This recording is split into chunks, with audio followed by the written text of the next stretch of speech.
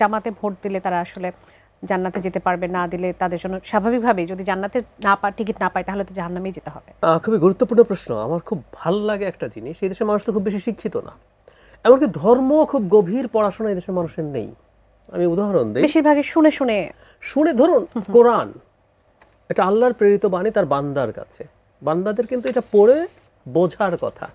কারণ আমরা আরবি তো অনেকে পড়ি না, এখন প্রচুর অনুবাদ পাওয়া যায়, আপনি অনেক শিক্ষিত মানুষ পাবেন যারা অনুবাদটা বাংলা অথবা ইংরেজিতে পড়েছেন। তার মানে আল্লাহ তার বান্দাকে কি বলতে চেয়েছেন সেটা জানেন না। আর যারা পড়তে পারেন না তাদের কথা তো কথাই নেই, তারা আরবি কোরআন রিসাইট করতে জানেন, তাকে সম্মান করে পাঠ করেন, এটাই পুণ্য হয় তারা মনে করেন, করছেন এই কারণেই করছেন। কিন্তু খুব ইন্টারেস্টিংলি এই ধরনের কথা কিন্তু এরা আগেও বলতো, জামাতের কথা বলছি, তারা সাকসেসফুল হয় নাই। এই দলটার প্রচুর টাকা আছে, তাদের প্রতিষ্ঠান আছে, প্রচুর অর্থনীতি আছে, তারা ইসলামকে ব্যবহার করে। আমি ব্যবহার করে কথাটা বলছি কারণ আপনি খেয়াল করবেন এখনো কেউ বলছে আমরা এখানে আল্লাহর আইন করবো ইত্যাদি ইত্যাদি, টপ লেভেল কি ঘোষণা করছে, ওনাদের কিন্তু ঘোষণা করা উচিত যে ওনারা যদি ক্ষমতায় আসে ওনারা ইসলামী শরিয়া কায়েম করবেন কিনা।